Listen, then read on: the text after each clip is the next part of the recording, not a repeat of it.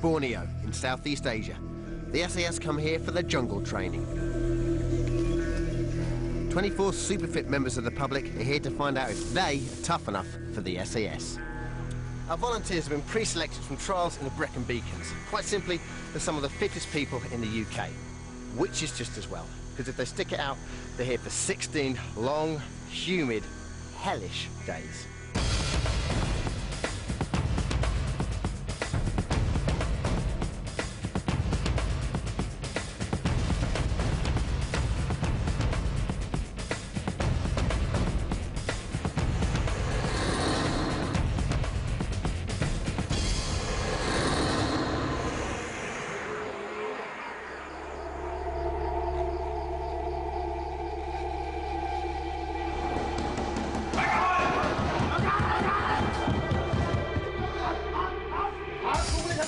The local Malaysian army end the last comfortable night for our jet-lagged volunteers. They've spent just 2 days adjusting to the intensive climate and are about to endure the toughest time of their lives. They have no idea what's ahead. Come on, come on. There are no prizes, all they earn is respect, and most won't make it.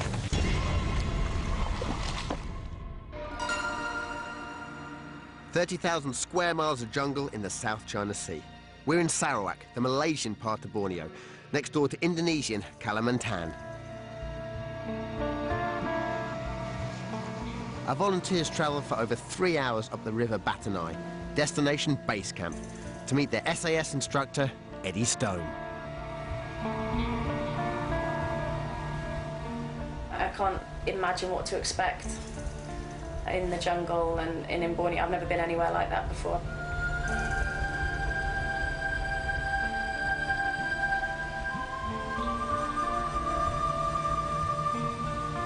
I personally think I'm mentally tough and physically tough, but I need an opportunity to prove it to myself.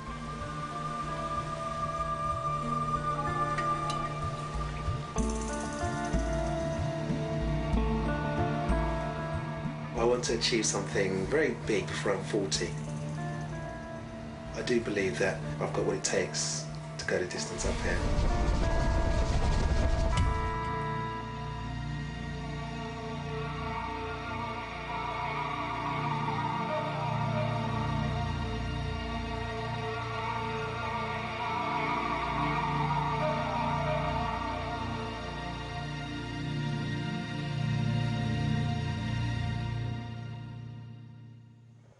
Quickly, you three, get out of the boat! No! Quickly, on me!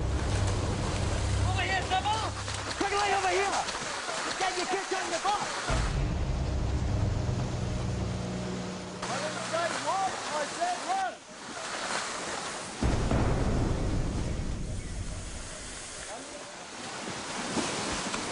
Quickly, over here! No, get out of the boat! Fire! Hurry up, pick your legs up! Next two, go! Quickly!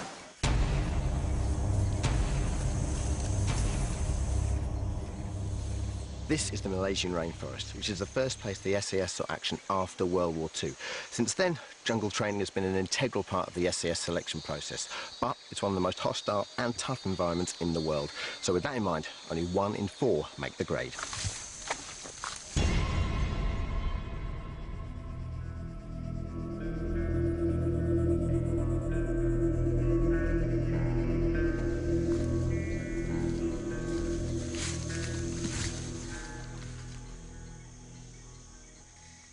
Welcome to paradise, or to hell for most of you. My name's Eddie Stone, but you will call me Staff. These men to my left are your patrol directing staff, otherwise known as the DS. We are all ex-SAS members and have had many years' experience in this environment. You're here because you think you're tough enough for the SAS. Well, that's what I'm about to find out. Rob Priestley. Yes, Staff. So you believe you're going to enjoy the hardship? Yes, Staff. I'll ask you again in a couple of days. April Joy. Yes, Staff. 2 things to say to you. It ain't April, and you're not going to enjoy this. Michael Wisner. Yes, Staff. Who are you laughing at? Nothing stuff. We'll see you laughing in a few minutes. He seems to be quite an interesting character, to say the least. So I look forward to the challenges that he gives me, and I hope that I give him a bit of a challenge as well, actually. Jill Watson. Yes, Staff. If I was sent home early, I'd be mega fed up. If it was quite late on and it was a fair enough reason, I'd, just have to go with the flow. I think I potentially could be one of the last here. You've been on the weakest link. I have. If you thought Anne Robertson was bad, you ain't seen nothing yet.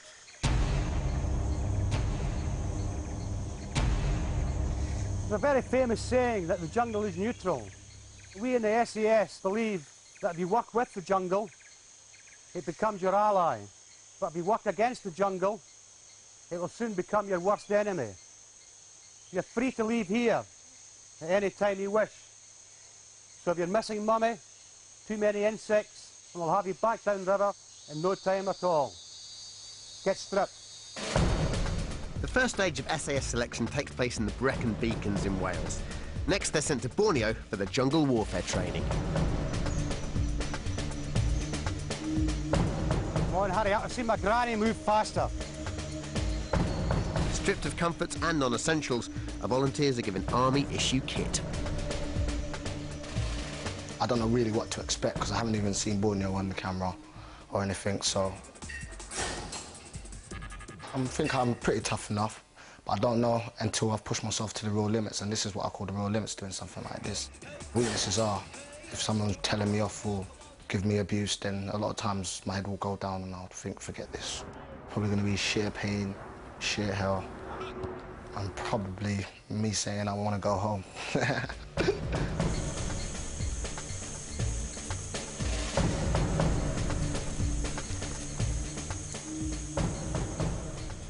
Your hats don't get folded up at the front. You're not in the American Army. They get kept down. Breaks up the outline of your face, which I don't want to see very often.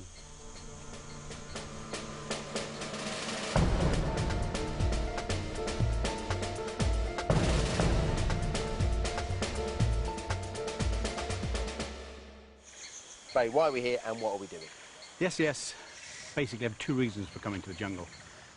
First one is that it's traditional. The SES was reborn and reformed in the jungle of Malaya. After people have done selection, they need to go to some sort of hostile environment training. And the jungle is basically the most hostile you can get. Going back to what the guys are going to be doing, do you think this is the toughest? This is a beautiful place, but it's full of wild animals, millions of insects, poisonous snakes, and just the whole environment attacks you before you actually start operating. If you were going to give them one piece of advice, just one, what would it be? Relax. If you fight the jungle, you're not going to win. Okay, I've spent the last 10 days building you a lovely camp to stay in. I'm going to show you a couple of parts of it. It's 32 degrees centigrade. That's 90 degrees Fahrenheit. But worse, the humidity is 97%. For the volunteers, reality is starting to sink in.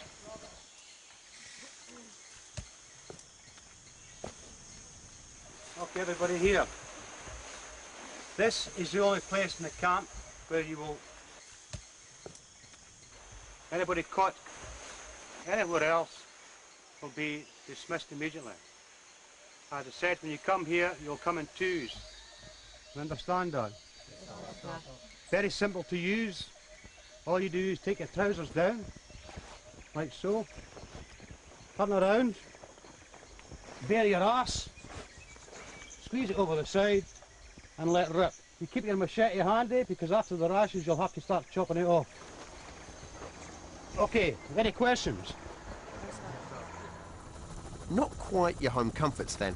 In fact, the base camp is so remote and hazardous that an emergency helicopter and 2 doctors are on 24-hour call.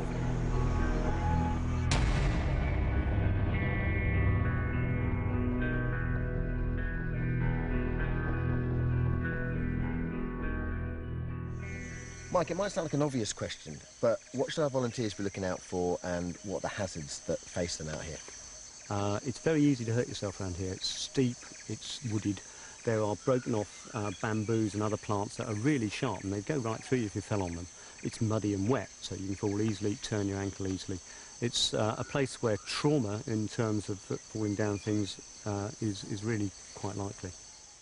Okay, well, I suggest if you want to get some sleep tonight, you'll lead off with your patrol DS and start building your bashers. Right, Patrol 1, April Joy, Peter Haig, Bradley Murphy. Get over here, Joy. Graham Kelly. Our 20-ville volunteers are split into 6 4-man patrols, each assigned a DS or directing staff to teach them a different part of the selection process and guide them through the laws of the jungle, of which there seem to be quite a few.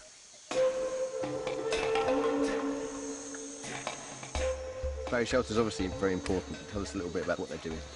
They're actually making their pole beds at the moment. We've got 2 types of sleeping arrangements in the jungle. The first one is to have a hammock, very much like a sailor.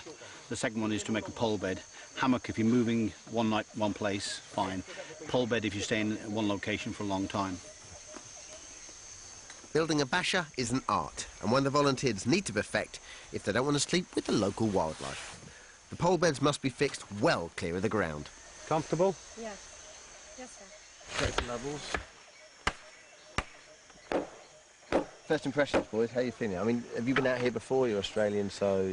No, I haven't done anything like this before, so no, it's great. I love it. Just it's us against nature, really, isn't it? So for me, toughness is not something that you just get. It's something that you maybe accrue over a period of time. But I think mental toughness is the key. I enjoy the challenge. I want something to be tested. I want to test me and see how far I can actually go, how far I can be pushed. You won't ever be able to relax, but I think it's going to be very, very tough. At base camp, the pressure's on. The ex-SAS directing staff watch every move. Remember, these lilos should be nice and tight, yeah? Almost like a drum. This close to the equator, it gets dark at 6:30. Our volunteers have only an hour of light left to finish their bashers, organise their kit and prepare food. You better hurry up, it's going to start down shortly. Before we actually finish the beds, we're going to put the ponchos up because it's threatening rain, so that the beds don't get wet. So you don't need to present to start talking to you when you're actually sort of up against the clock? No, don't it? Good. Right, hold that. I think I'm as tough as it gets. We live about 12 miles from the nearest civilization. I don't run a car, so I cycle so that I can stay in contact with society.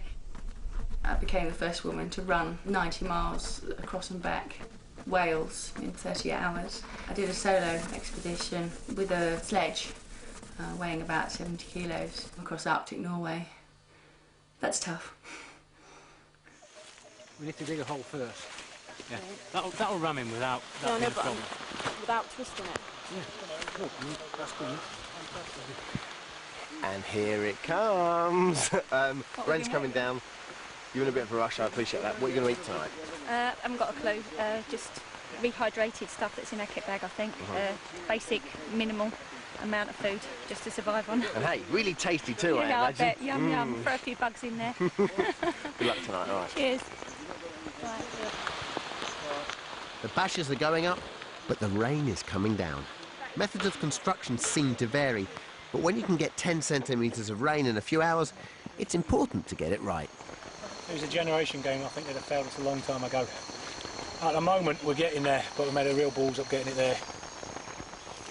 There's also the delight of the Malaysian Army rations. Okay, the lobster's ready.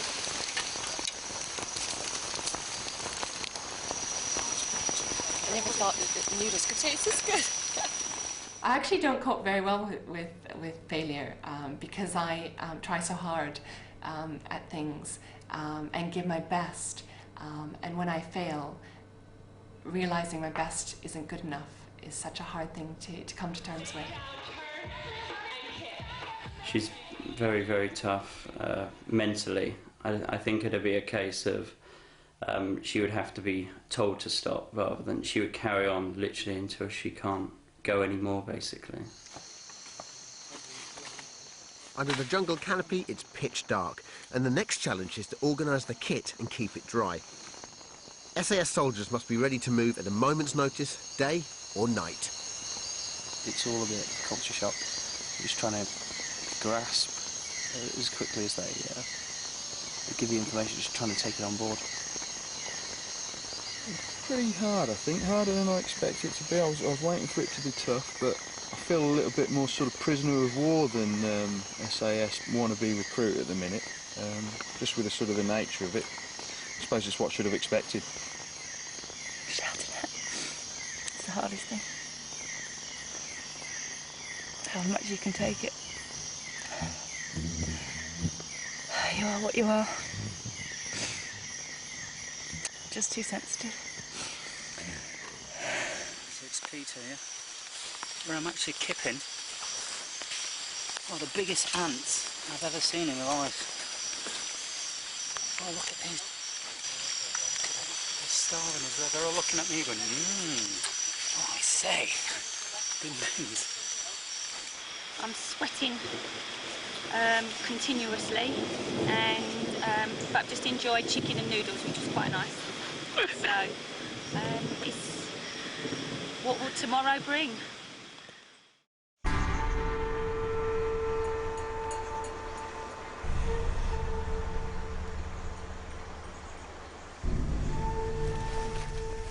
It's the first morning in the jungle for our 24 volunteers, but their first night has not been a good one. Absolutely horrendous. Third, fourth night, no sleep, and you just find you can't coordinate anything. So many noises, you know, birds screeching and animals and the rain and just generally, but the boys snoring didn't help. Sounds were wicked, weren't they? And did it keep you up? Not after a bit, but they changed through the night. After the first day, do you think you've got what it takes for the next couple of weeks? I think yesterday I was a little bit slow picking up, you know, the names of things and what we're supposed to do, you know, because I was a little bit flustered and... You haven't shown that. Shock. Yeah, but yeah, I reckon I'm the weakest thing at the moment. I think I've just poisoned myself. So I've been vomiting. I'm feeling very clammy. I expect the jungle to be extremely unpleasant. It is going to find any weaknesses within anybody, and hopefully I can overcome those weaknesses. I think he's doing this just because it's just the ultimate challenge. He's tried other challenges and he always wants to go one better, and this is one better than he's ever done before, and that's why he wants to do it.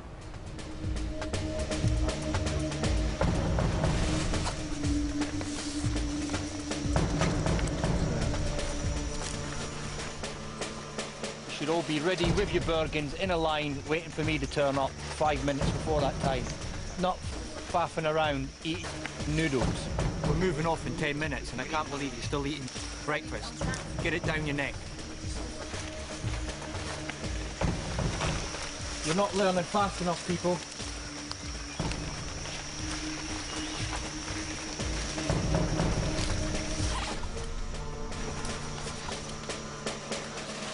These people are civilians and they haven't had the benefit of 3 years basic military training. Therefore, we have to sort of discipline these people, and the only way to discipline is actually treat them like recruits and therefore shout at them. Right, listen in. It gets daylight here about 6 o'clock in the morning. You lazy been lying in your bed until God knows when. It's an absolute shambles. Yesterday was a break-in day, and he's had a little bit of a laugh last night. From today, we're serious. Right. Because of your inability to do things, you're going to go for a little bit of PT. Get him away. Quick on, get away, come on! I want to see the last man into the van! Get down the bank now.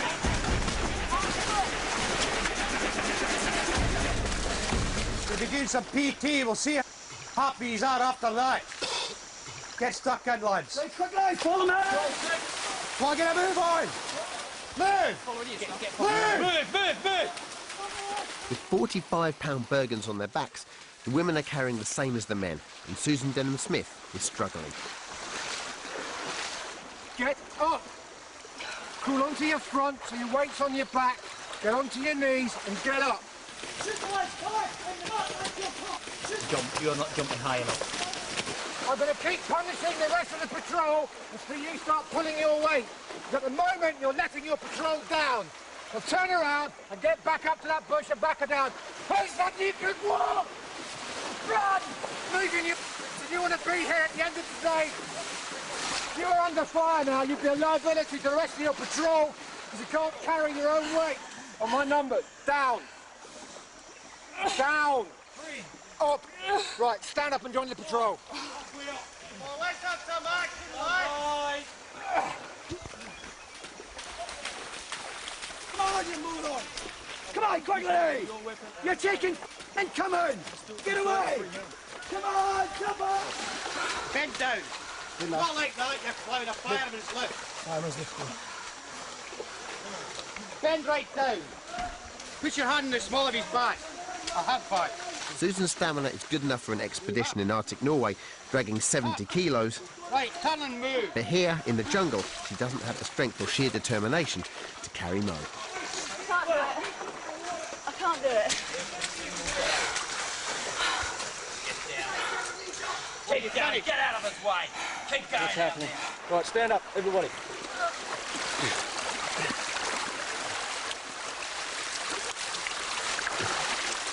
Under the bridge. Move. Okay, we've got a quitter already. Somebody just can't make the grade. Susan Denham Smith, is it? The staff. Get your here. On you go, catch the nearest boat out of here.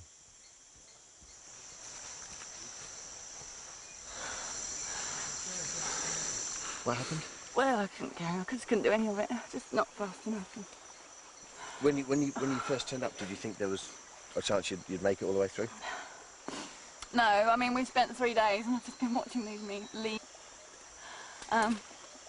You know, they're all streets ahead of me. I can tab for days, and I can go on day after day. You've got to get through running for the bus. Yeah. Before you can get on it, so... I'm glad to have been here and seen. I'm really disappointed I didn't see more. Didn't tab through the jungle, because all I've seen is army captains, all my memory of me.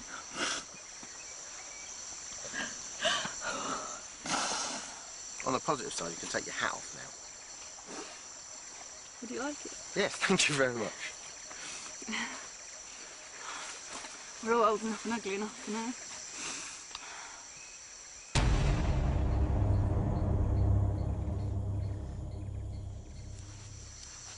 After 2 days in the jungle, Susan has had enough and is returning home. But this is no failure. Just getting to Borneo was tough enough.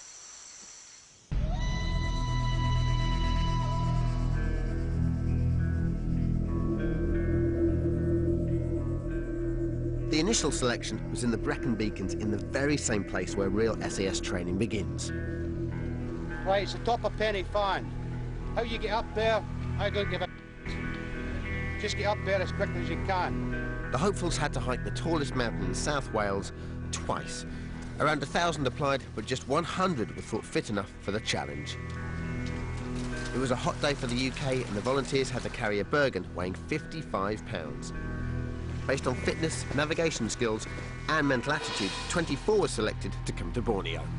I pray to God I get to Borneo, but I mean, at the end of the day, I mean, I proved something to myself that I am pretty fit, and I just need to get training now for hopefully the big one in Borneo. Yeah, it's a chance in a lifetime, isn't it? I mean, civilians don't get a chance to, you know, do the SAS training. I do a lot of adventure racing and triathlon, and doing them at the moment keeps you fit. Being out on the competition out there called Extreme Africa involved climbing 3 mountains and running 4 marathons. A lot of strength training in the gym, plyometric stuff and power training, all sorts really, circuits and stuff. So hopefully it'll.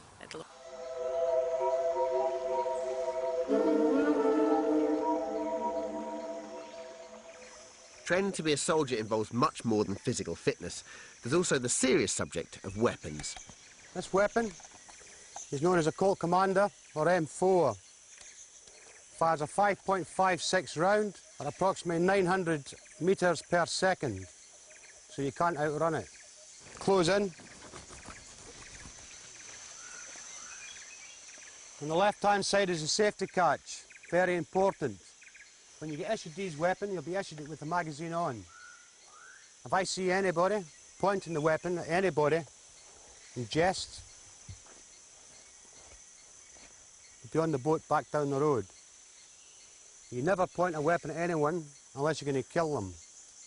The SES fought here from 1963 to 1966 during the confrontation with Indonesia, and we put patrols up to 20 kilometres inside Indonesia. Okay, you're going to go up with your patrols DS now, and you're going to start learning how to patrol in the jungle environment. Listen to what they're saying, get it sunk into the head, and let's start acting like soldiers. The only way it functions, the only way it succeeds is to operate as a team.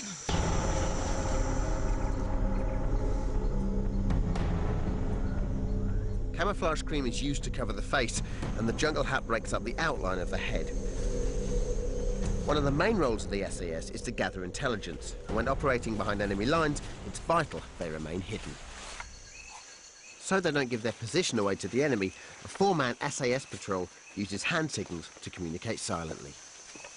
The sign we use for obstacle is cross fingers like this. The actual formation of the patrol is also vital. If you're too close together, one person on automatic fire can take out the whole patrol. Okay, the spacing needs to be about 5 metres. The four-man patrol is the basic block of the SAS. It's how they operate. You have inside that your commander, your lead scout, also normally a linguist, DEMS guy, radio guy, and your medic. It is good practice to put your best man up point. Will he not get shot first? Yes, generally. Oh. There have been an occasion actually where the patrol, both the lead scout and the patrol commander went down, not far from here actually. Both were shot in the hip. The other two bugged out back to the emergency RV, as they're supposed to do. They left them? Yeah, well, they have to. That's the procedure. The other two guys actually crawled about 1,000 metres back up to the border and back here. By the time they were found, the wounds, which were massive, were sort of infested with maggots and everything else, but they survived. The second casualty of the day is Kung Fu champion Paul Mackenzie. He's injured his ankle during patrol drills, and military doctor Vince Braniff checks him out. Just rushing through the bushes, and didn't see the log.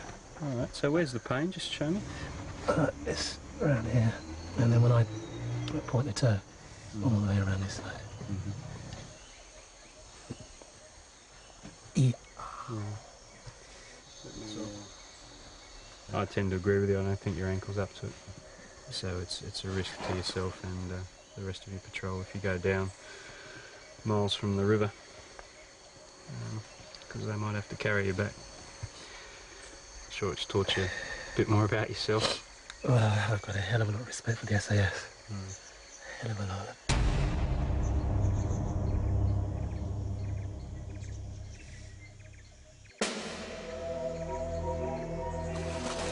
For today, it's over. They've not washed for 2 days. In the jungle, fungal infections which rot the skin are rife, so drying off thoroughly is essential. Tonight, I suggest you remove all your shorts and powder up heavily. Basically, a couple of things happened this morning where everyone was affected by my wrongdoings, basically. And then I just saw one of the lads, he couldn't actually physically do things that were being asked of him. And I can't watch my team that happen. It's horrible. It's all right. April's feeling the mental pressure, and 2 of the other volunteers are suffering physically in the heat and have been told to stop. That's 4 gone, and it's only the end of day 2.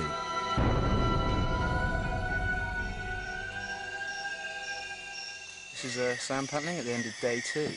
Well, what can I say? It's been a pretty tough morning, it was indeed. Yeah, I think people who are watching this just perhaps won't realise what it's like. You just got nothing, everything's stripped away from you.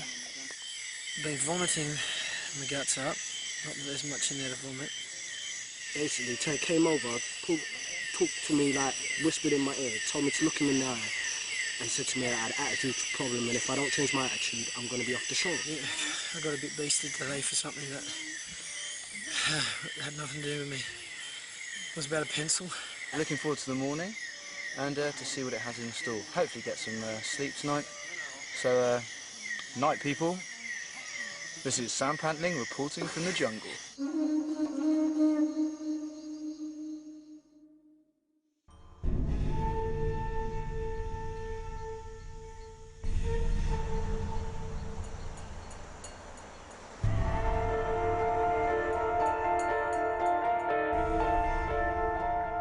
This is the third day for our volunteers in the Borneo jungle.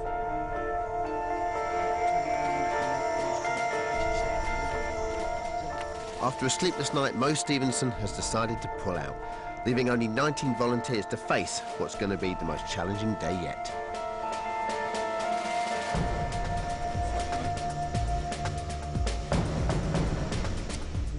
For today's exercise, the dreaded NAVEX, our volunteers are carrying 55 pounds and are wearing monitors to allow the doctors to keep an eye on their heart rates. Okay, what we're going to do today is a navigational exercise. It's not a race. The objective is to see whether you can map read or not. On jungle operations, the SAS don't use paths or tracks, so they need to be able to find their way using just a map, compass and a pace counter. All 6 patrols will be making their way through 2.5 miles of mountainous jungle, accompanied for safety by one of the ex-SAS directing staff. The volunteers are not told how long the exercise will last, nor how many RV points there are. It will be hot, exhausting and dangerous. As they're about to set off, David Devine needs to see the doctor. Vomiting yesterday morning, vomiting again. Everything I've eaten this morning's just come back up again. You're going to have to stop, aren't you? And you can't start trekking over through the jungle. I mean, you just can't do it. It's another little top tip. The SAS is made up of 70% Scottish people. That's a fact, because we're hard. Our volunteers will have to navigate from base camp to 3 different rendezvous points. Only one problem. There aren't that many points of reference in the jungle. Only lots and lots of trees. Coupled with the fact that DS won't let them cut across any tracks whatsoever, means they're in for a baptism of fire.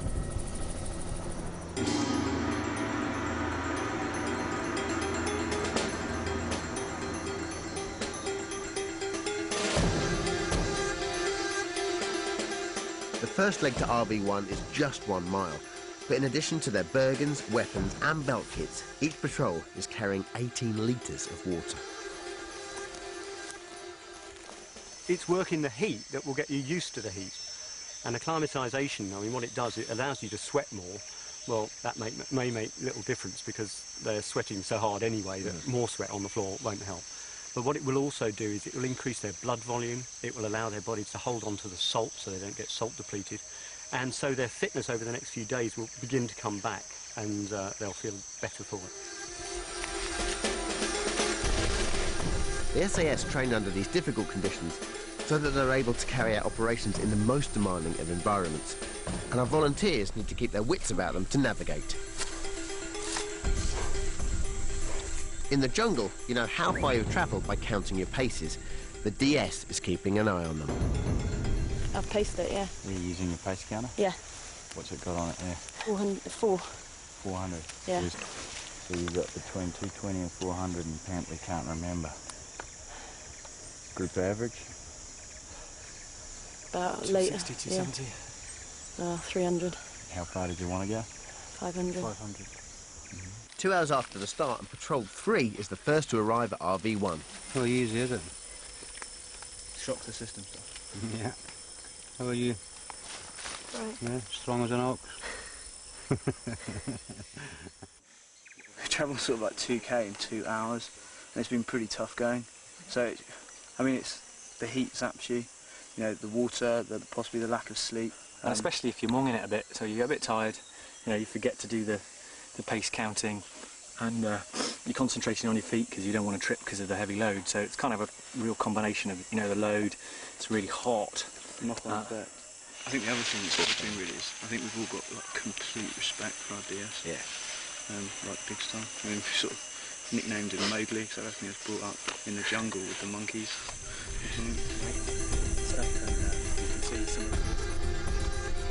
In Patrol 2, Michael Wisner is still feeling nauseous.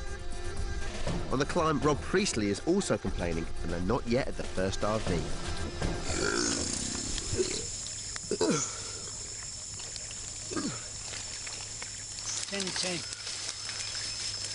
10, 20, 25 times 400. Long way, stand up, get your kit on.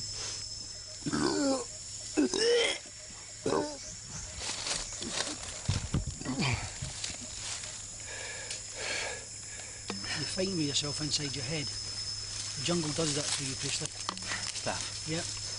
Mike, some of the guys up here at RV1 really feeling it today. Why is that? Well, it's that big load. To carry a big load like that, you work really hard. So it's hot enough actually just sitting around here. When you're sitting around, you're about a light bulb's worth of heat your body makes, 80, 90 watts. Work hard with a big pack. It's 2,000 watts, you know, Right. 2-bar fire inside you plus all this heat. And that big pack is like a big piece of hot weather clothing. There's nothing wrong with you. You're giving up, Priestley. Staff, I feel really sick, that's why I'm stopping. I wouldn't give up if I was Okay. just knackered. Take a drink of water. We both know I'm going to quit. I'm just trying to get to the next RV.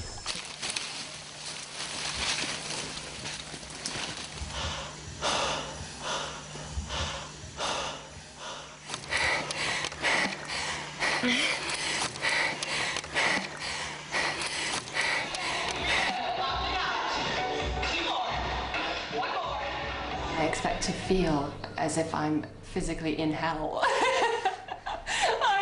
I expect to be crying, be frightened all the time, whether it be from insects, leeches, or you know, just the environment itself. Relax, relax. That's all right. Nothing I do will prepare me in any sense, really, from what I'm about to take part in. I think it's something that I'll only get to do once, and I want to do it well, and I hope I will. Everybody okay? I'm finished, Dad. I'm finished. You're finished? Yeah. I've had enough. Next one's quite a short leg. No? I don't know, yeah. Okay. Okay. Careful. I started shaking, and I'm holding my team up, and I've had to get rid of her. Stop being so selfless. You're so selfless all the time. I don't know, maybe I just didn't train enough. The heat's quite a lot. Shut up, what are you talking about? You can't legislate for this. Oh, God. Oh, I just feel so gutted. But at the same time you're smiling, so you're obviously happy with the fact you've given 110% and you can't give any more. 2.5 days. It's enough. Okay. Put your hat back on. Thank you. Your mascara's running all over the place.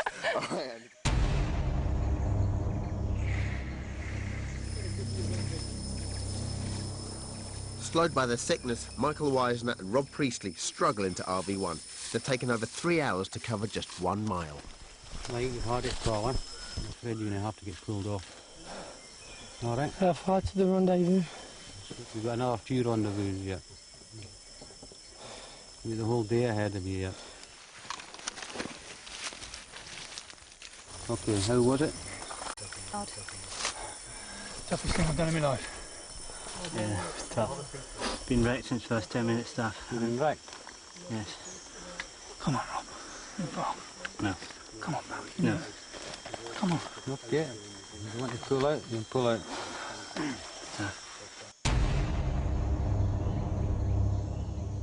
must have drunk too much water or something. Too much water? Yeah, something about thinning your blood or something. Okay. So, but I'm strong in the head. It's just that my body's collapsed. Yeah, It's not, I don't know, I just need, I don't know, food and stuff like that to keep me going. Right, mate, you're knackered, so let's get you down to the river as soon as possible.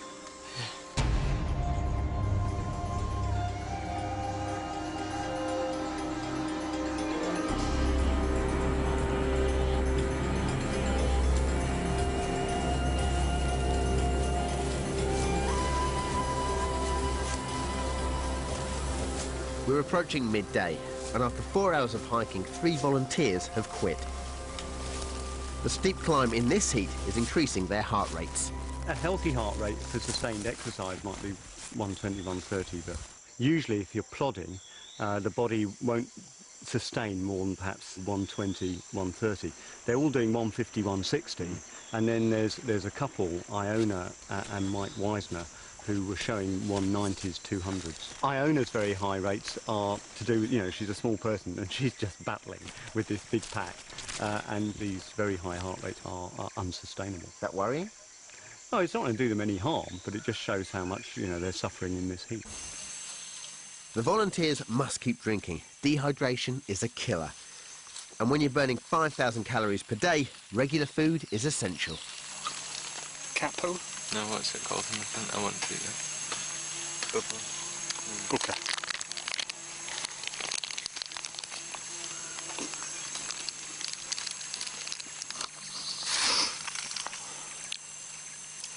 Chicken curry for a vegetarian, that's brilliant. Food is a bit of a concern, so I'm sure I'll be eating something that I possibly shouldn't be eating. Opportunity to go to a bit of the world never been to before, into an environment that I've not been in before, been in the rail industry and safety critical job, so I don't get to push my limits that often. Graham's strengths are in his physical ability. He's got great stamina. He doesn't mind trying anything, absolutely anything. I think I'm tough enough.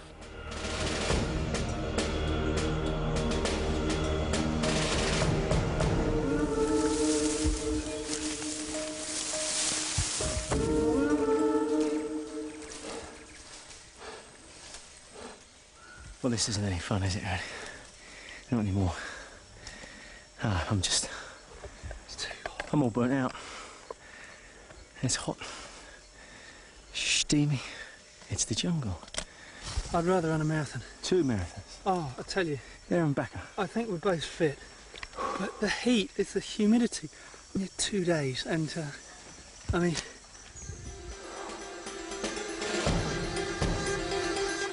It's taken 7 hours to go just 2.5 miles. But for Patrol 4, the navigation exercise is over. You've heard of people sucking or picking cocoa leaves, yeah? Yes, sir. You've heard that, to keep them going. That is something better than that. Right? You just look under that bush there. You can go and grab one apiece. Thank you, sir. Thanks, sir.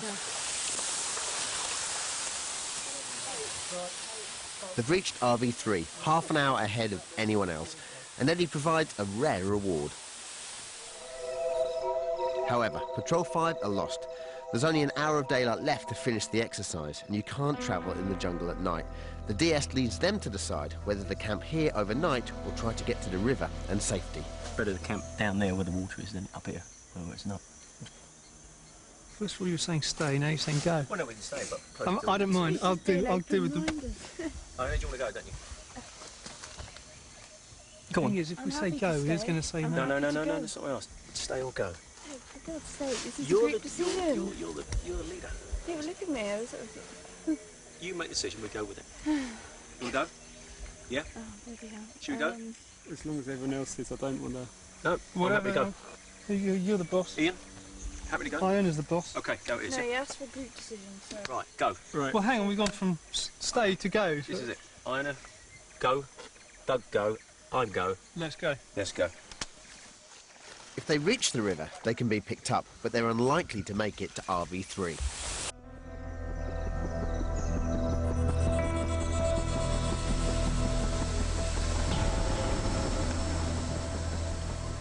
After 8 hours of the navigation exercise, Graham Kelly is in a bad way with heat stroke. He's carried down towards RV3 by his patrol and is seen by Dr. Mike Stroud. What are you feeling at the moment?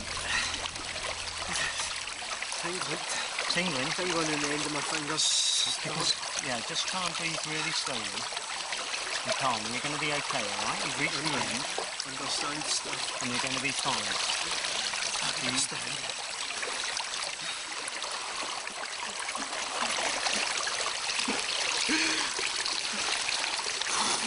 Are you feeling hot or cold? I'm feeling just normal, Doc. Just normal. Good. Things look better for the lost Patrol 5. They are now heading for the river, but are still a long way from RV3. The saline drip in Kelly's arm is to replace essential salts and fluids. Serious heat stroke can be fatal. DS took my pack off me, and I felt faint a couple of times coming down, but still reasonable. DS instructed my teammates to get me in the river. How are you feeling now? Just wrecked, man. Absolutely wrecked. Just take a couple of moments, don't worry. Will he be all right after this? I mean, nothing to carry on, or...? I think he's got too sick, to be honest. I know he's disappointed about that, but I think he's got sick enough now. I know you're disappointed about that, but, you know, you didn't jack it. That's the point. You stuck with it. It's most important, eh? You stuck with it.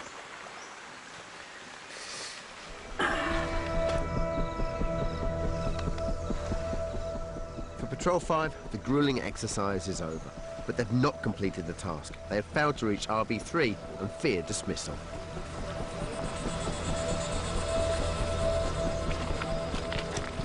The doctor has decided to call the helicopter to evacuate Kelly. For him, it's the long journey home.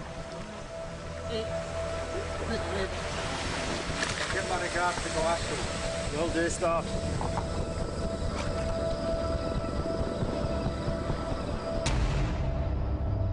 For those who have survived to this point, it's a fantastic achievement, and the Lost Patrol 5 are allowed to stay on the course. For all our volunteers, it's been a tough day.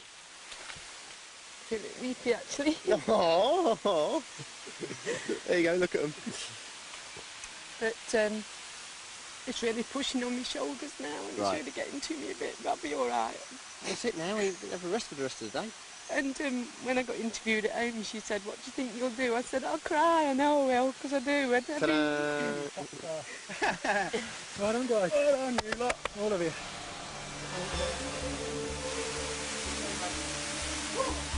That's the hardest thing I've done in my life. I hope I sleep well tonight. I'm so proud of myself for finishing it.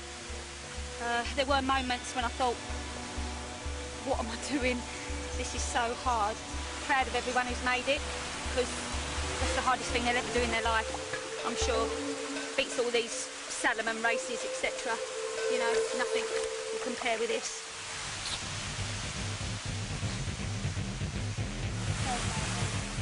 So it's the end of the navigational exercise. Now, bear in mind, before this even started, we lost 6 people. Since it's been going, lost another 4, plus 2 camera crews, and if you think that's bad, it's only day 3.